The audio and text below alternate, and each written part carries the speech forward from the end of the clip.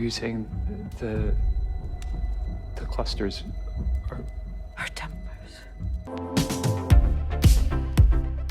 Hey, welcome back to ScreenCrush. I'm Colton Ogburn, and these are all of the Easter eggs, references, and little things you might have missed in the Severance Season 2 finale. Guys, I am so excited to break down this episode with you and hopefully explain away all of your lingering questions after yet another bittersweet cliffhanger of an ending. This episode was huge, so this entire video is going to be nothing but breaking down all of the hidden clues and details. Unfortunately, we will not have time to check in with the ScreenCrush video analysis team, but I do want to thank them so much for joining me for some great discussions throughout this season. So we finally know what the scary numbers truly mean. We know what Lumen really wanted out of Mark and Gemma, and we know how and why Lumen likely caused Gemma's miscarriage. We also have to talk about the attempted goat sacrifice to Kier and the presence of Kier himself in this finale. And to help me better answer that question, I have a special treat for you guys. In our ending explain video, not this video, but in a different one, I will be interviewing Mark Geller, Kier Eagan himself, to get his thoughts on the finale and ask him my own personal burning questions, such as, is Kier alive in that animatronic dummy?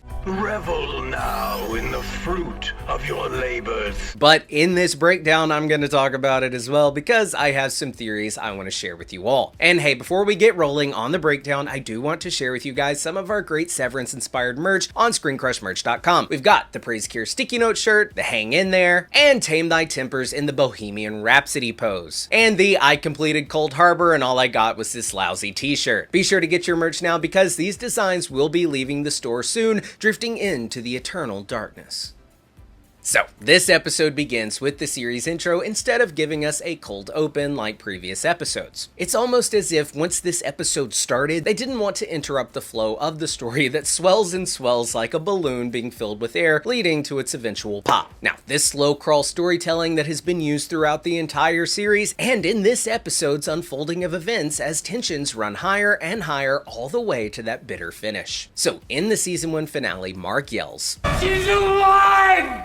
And that is right where we pick up with this season finale. Do you remember the last thing that you said to me? She's alive.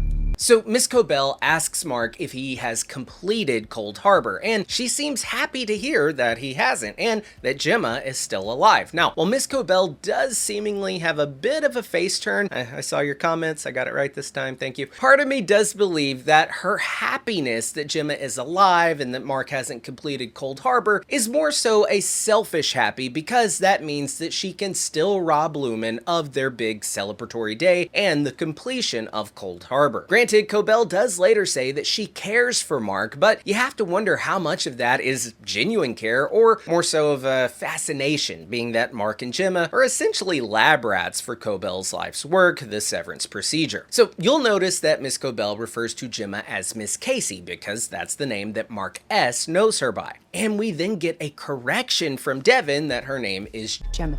This ties into the lingering theme of Devin and Mark's outie. Despite their good intentions and remorse for Innies, they're still prioritizing their own selfish interests, and whether they want to admit it or not, they view the outies as more human than the Innies. This entire sequence of Devin, Mark, and Cobel trying to convince Mark S to do what they want him to do is a very selfish sequence. Cobel has her own selfish reasonings. Devin and Mark have their own selfish reasonings, and as we'll discuss here in a minute, Mark S sees right through it. I think that I disappear along with every Innie down there. And look, I want to be clear, I'm not judging Devin or Mark for this. It's only human to prioritize your own self-interest, so of course their main objective is getting Gemma back. Now, as Cobel begins to tell Mark about the testing floor hallway, he mentions Irv's drawing. Now, Cobel seems caught off guard by this revelation, and we have to remember that this drawing done by Irving was actually based on his outies painting, which he saw in the season 1 finale during the overtime contingency. That season 1 finale featured a theme of teamwork, sacrifice, and worker solidarity, themes that we see in this finale as well. This time, teamwork between the Innies and the outies with a dose, of course, of betrayal. You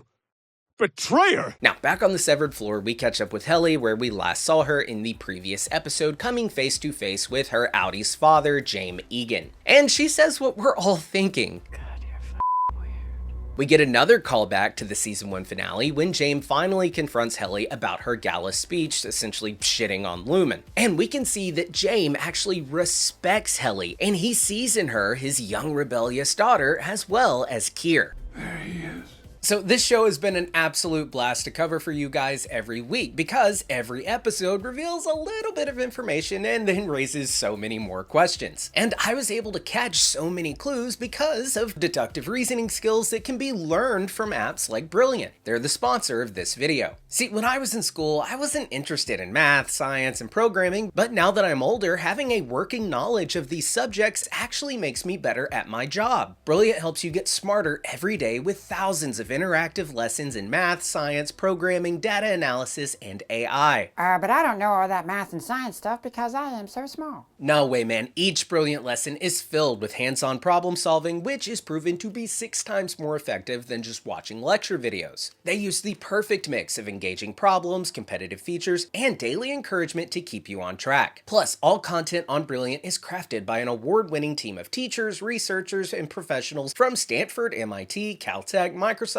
Google, and more. Brilliant teaches you how to be a better thinker by focusing on problem solving, not memorization. With Brilliant, you can develop a daily learning habit that helps you get a little bit smarter every day. It's the opposite of mindless scrolling. And with the app, you can do these hands-on lessons anywhere, anytime. I love how Brilliant helps me understand the world around me. For instance, I'm always having weird electrical problems, so I took Brilliant's lesson in how circuits work, and that is just one of thousands of courses on the app. So to try everything Brilliant has to offer for free for a full 30 days, visit brilliant.org/ScreenCrush or scan the QR code on screen, or you can click the link in the description below. You will also get 20% off an annual premium subscription. Now, back to Severance. So in the previous episode, when Gemma approaches Helly, he says, and this is because he views her as his daughter's past self before she lost her inner Kier. I've talked about before how Innies essentially seem to be these clean slates free of knowledge. They're blissfully ignorant. When we see flashbacks of Mark in episode 7 before he lost Gemma, he seemed more like his Innie than the outie that we know who is living in grief. Now, the same is true for Dylan. Gretchen says that Dylan's Innie reminds her of how Dylan was before. The Innies are essentially the outies before they underwent some form of pain, whether that pain be physical, a loss of ambition, or a loss of a loved one. Or like with Helly, Helly R, apparently, according to James Eagan, reminds him of Helena's younger self. James sees in Helly the rebellious, take charge, don't take shit from anyone tendencies that he admires, and he wants to see in his successor. Qualities that he views as qualities of Kier. Helena, however, is too submissive, subservient, and too eager to please, but the reason that she is that way is because her father made her that way. He has stomped out of her every bit of individuality and self-worth that she ever had. He has turned her into a corporate robot with the sole purpose of following in her father's footsteps. So in her father's attempts at making her a worthy successor, he stomped out of her the very things that would make her more like Kier. Kier bowed to no one, while James made Helena bow to him. James also says that he doesn't love his daughter, showing us what we could have already safely assumed, that being that Helena had a shit childhood that robbed her of her tempers. Kier, Lumen, and Cold Harbor are all about emotions, your principles, your tempers, your feelings, and how those bring you closer to Kier. So James has only himself to blame for Helena not being the heir that he wants her to be, and his admiration for the rebelliousness of Helly R and his vision of Kier within her could be about to bite him in the ass or result in the very thing he wants, Helly R taking over Lumen and becoming the heir that he's been looking for. So in order for Helly and Mark to have the life they want, Helly stepping into the role of Lumen CEO may be their only path for survival, and they could be falling into the hand of James' grand plan. Then again, that's just a theory because Home Dude didn't seem too happy there at the end.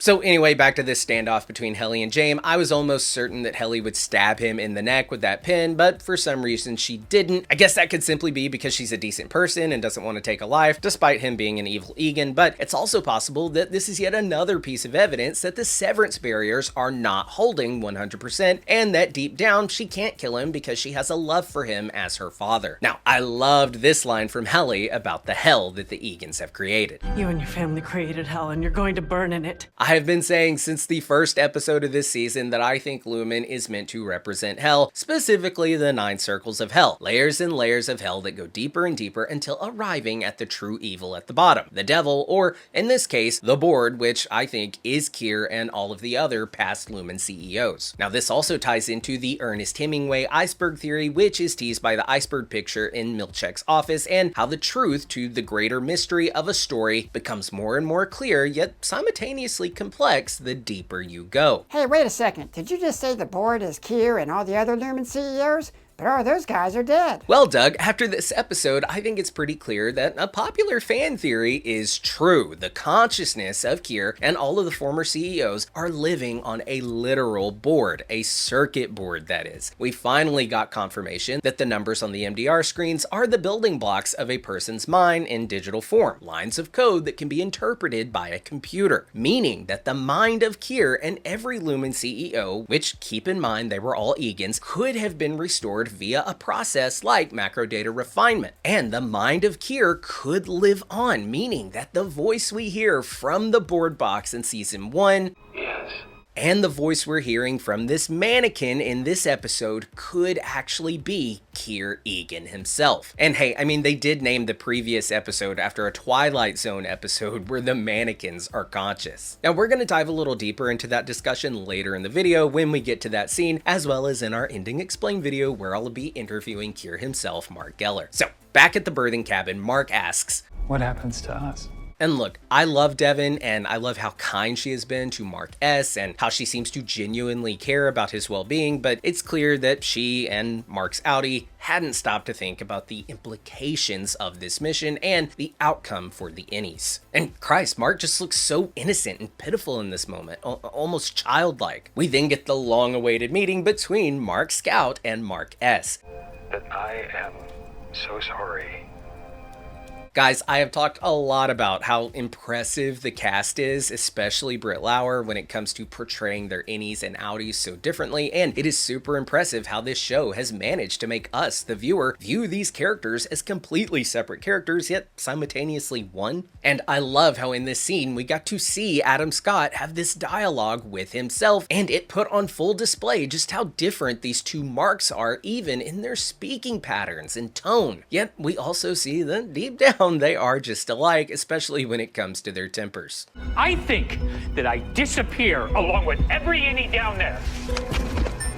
What do you want from me? And guys, I just really loved how this conversation between the two was edited. Just as the back and forth of walking in and out of the cabin was about to get a little redundant, they changed the editing style and sped it up. And it felt very conversational, and it was just super well done. Okay, so in the first episode of this season, we see Lumen completely revamp its workspace, apologizing for their mistreatment of the Innies and embracing reforms to make their time at work more pleasant and fulfilling. Now, this is of course all self-serving bullshit that Lumen is doing for the sole purpose of manipulating the MDR team and convincing them to stay and do the mysterious work so that Mark S will complete Cold Harbor. They're not actually sorry. They don't actually care about the Innies' well-being, and that's what we're seeing mirrored here with Mark and Mark's conversation. Outie Mark is apologizing for his mistreatment of his Innie, creating him to be a prisoner and saying that he thought he would be happy.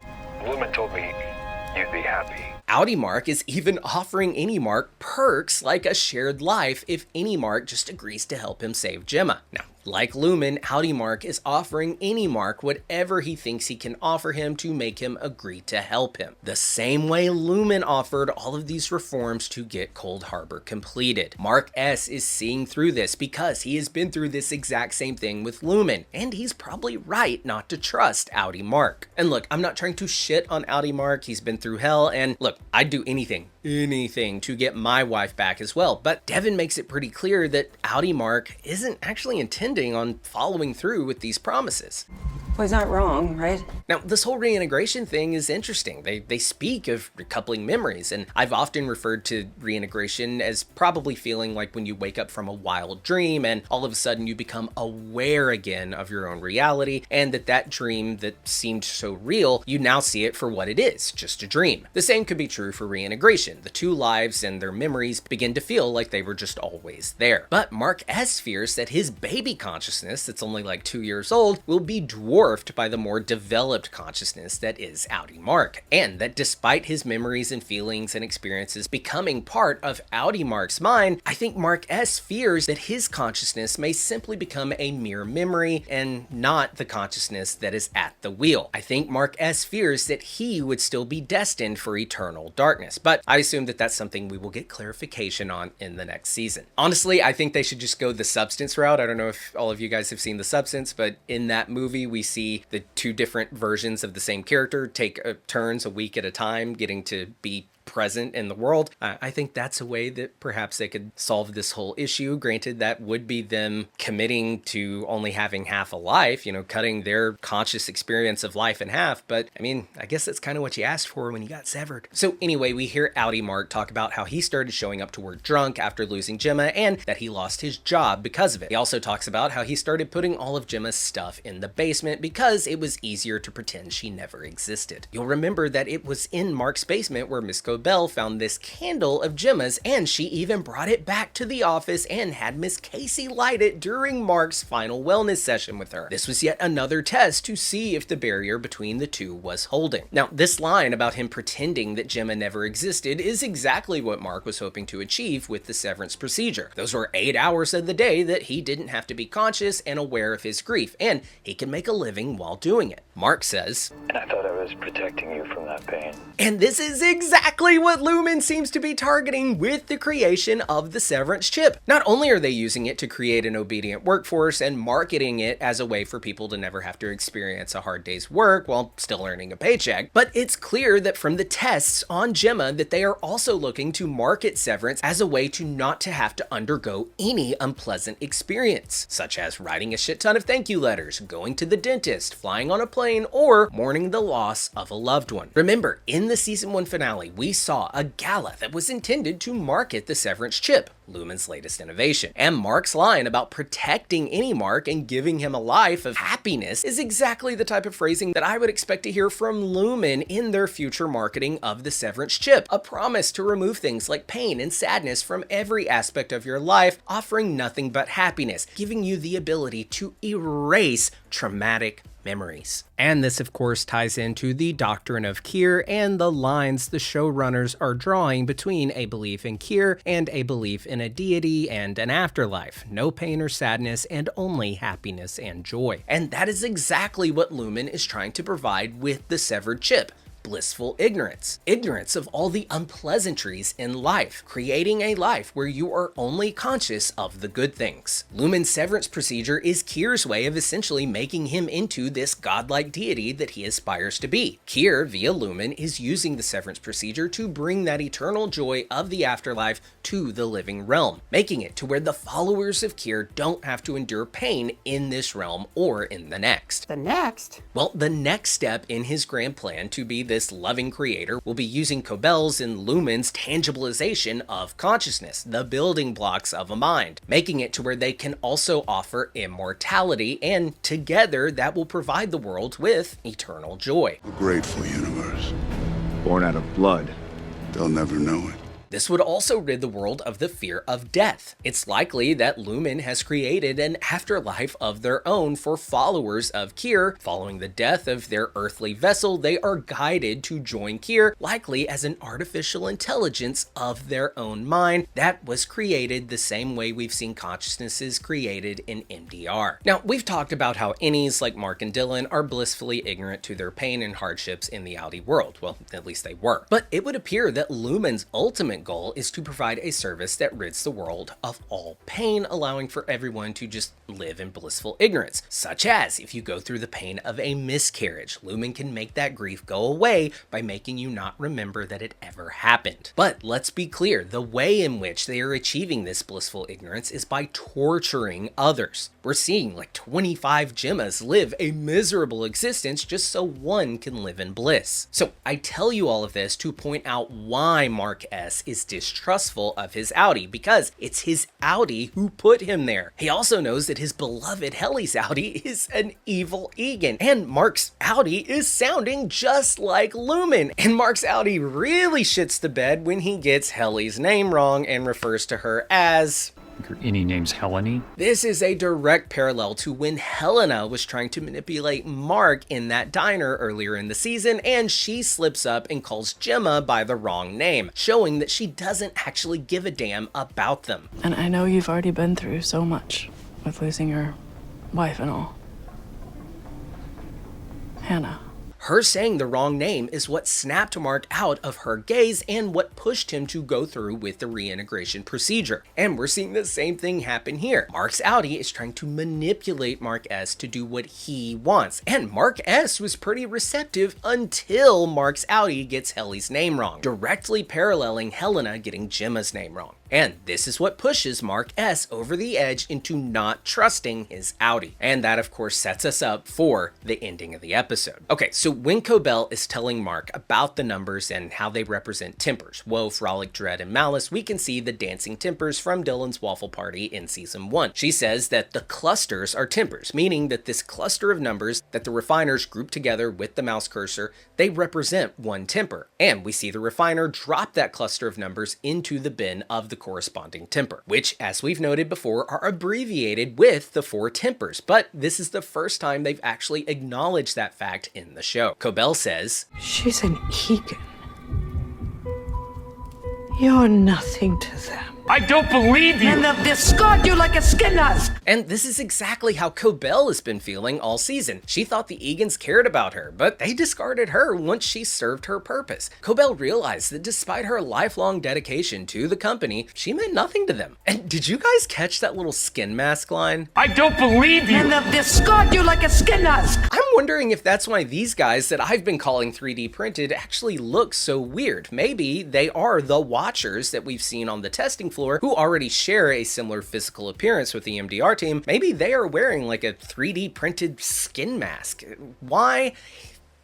I don't know. But I do think I know why she says this. I care for you. Cobel is the creator of the Severance procedure, so in a way, Mark S is her creation. She may have even done the MDR work needed to create his Innie's consciousness, so perhaps that is why she is so obsessed with Mark and why she cares for him. She views him as her own. So Mark storms out of the cabin and we get this awesome transition where he shows right back up at Lumen. And this is one of the first times we actually got to see what this transition looks like for an Innie. I've often wondered if it's possible for an Innie to dream while they're dormant, but there's never really been any mention of that. And at the opening of this season, when we see Mark arrive back on the severed floor, it's clear that from his perspective, he was just at his sister's house screaming she's alive. Now, when Mark steps out of the elevator, we see this new mural hanging in the place of the former Kier pardon painting. On this mural, we see the same waterfall from Woe's Hollow, and at the top of the waterfall, we can see all of the Lumen CEOs with Helena in the center, and below them we see everyone else, symbolizing not only the severed floor, but the hierarchy of power. Here we can see Mark, and his face is reminiscent of a religious Renaissance painting of Christ, and he has his hand in the air like he is praising God. Here we can see Dylan, Helly, Devin, Rickon, Irving, Miss Cobel, Bert, Petey, Felicia, Elizabeth, Gwendolyn Y, Mark W, Dario R, Rickon's friends from season 1, Rebecca and Mr. and Mrs. Backstrom. On the other side, we've got the 4 tempers, Woe, Frolic, Dread, and Malice. We have the creepy clone Watcher people, likely wearing their 3D printed skin masks, and yes, that means that this guy lurking behind Mark was likely a Watcher. We have the Mammalians, which I'm probably mispronouncing, my apologies. We've got the dude in the goat get up, and of course Lorne, who later saves Mark from Mr. Drummond in an absolute badass fight scene. We also of course have Natalie, Mr. Grainer, Mr. Milchick, Miss Wong, and Miss Casey. And you'll notice that this portrait is called the Exalted Victory of Cold Harbor. So as Mark makes his way to MDR, we see him greeted by a Kier mannequin, and it is animatronic, just like Gwendolyn mentioned in episode 1. What's your perpetuity wing like? Do the Eagans move? No. Huh. Ours were animatronic. In this card, we can see a cutout of a waffle, just like that of the Waffle Party perk, and it says, "Love, Mr. Milchick," reminiscent of Kier saying, I love you. when Helly completed her first file. So when Gemma opens her closet to find today's wardrobe, she sees that it is the same coat from when she was taken by Lumen, the night that she supposedly died, and this reveal startles her. So in the previous episode, Dylan put in a resignation request, and here we're seeing his outie's response. And I loved how this response letter shows us just how much alike these two Dylans are. Point 1, you. Your actions with her were deeply indecorous. Careful using those big words, Dylan. Mr. Drummond won't like it, and I guess Kier won't like it either. Aye, you're verbose. We talked about in our previous episode how Lumen's problem with Milchick using big words is tied to the racist background of Lumen and Kier, such as the blackface paintings and now their beef with a black man daring to use a big word, and how that makes the Eagans feel intellectually inferior. Apologize for the word. Sir. Apologize for the word.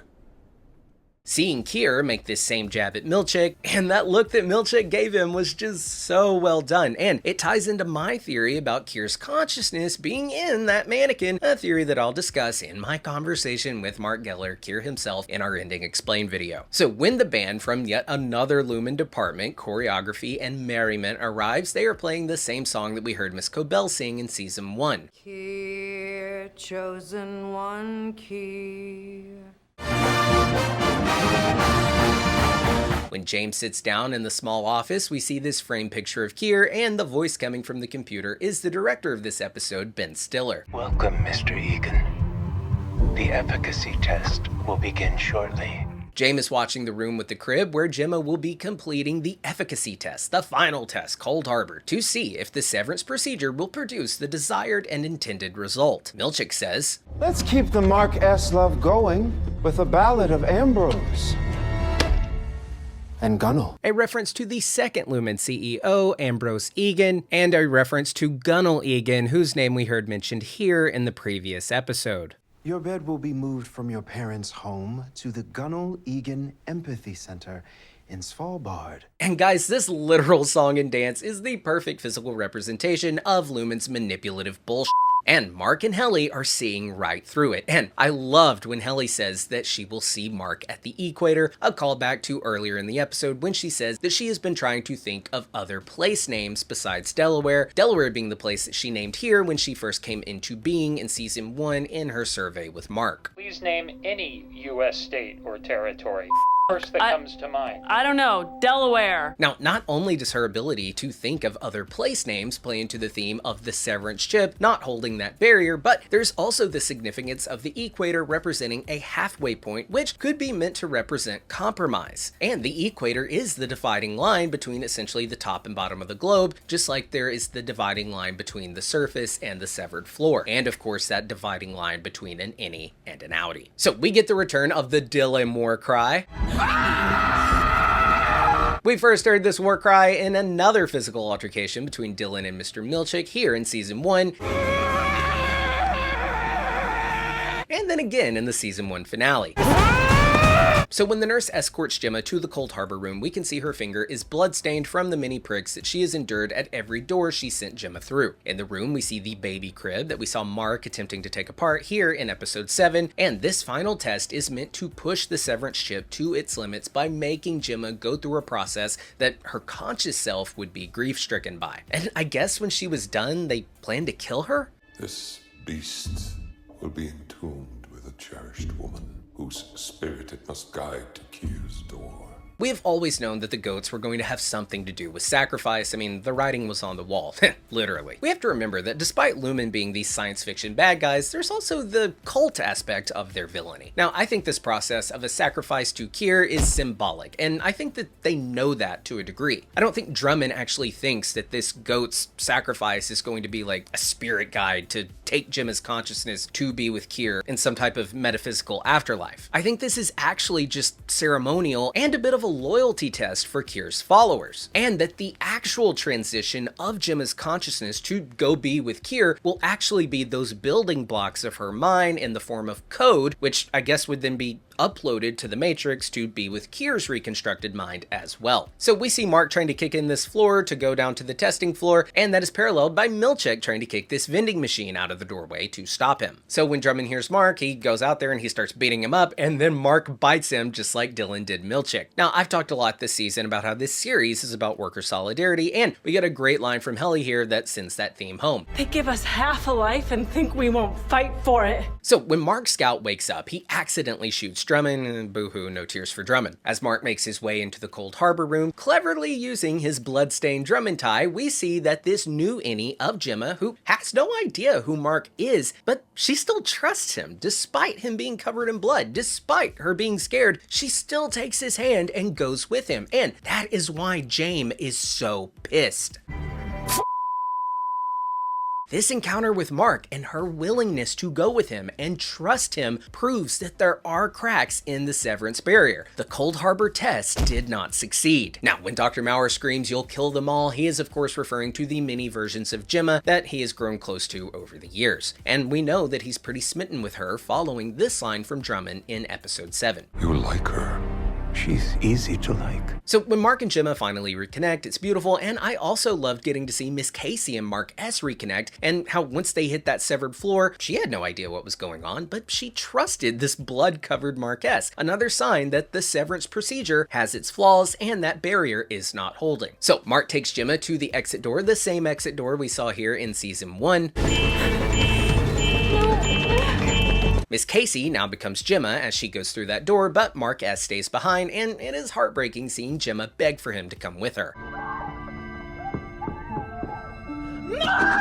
Mark S did his duty, he saved Gemma, but he loves Helly R, and it's hard to blame him for wanting to stay. So as Helly and Mark join hands and run, we hear the 1960s song The Windmills of Your Mind begin to play, and oh my god, is this song not the perfect Severance song. So guys, I loved this final shot, the freeze frame, the zoom, the film grain. I thought it was art. And this is actually an homage to classic 70s science fiction film endings like Logan's Run, Westworld, The Andromeda Strain, Soylent Green, The Omega Man, THX 1138, Silent Running. I could go on. And that is so fitting because this show is a love letter to that era of filmmaking, and I cannot wait to find out where the hell Mark and Helly are running to. Season 3 cannot get here soon enough. Now, guys, like I've mentioned to Timer 3, I have a great interview with Kier Eagan himself, Mark Geller, in our Severance Ending Explained video. Be sure to check that out here on the channel. I want to thank you all so much for joining me in this wild ride that has been Severance Season 2. It has been an absolute blast covering this show with you guys. So if you haven't already, please do feel free to subscribe and smash that bell for alerts. For ScreenCrush, I don't know who I am.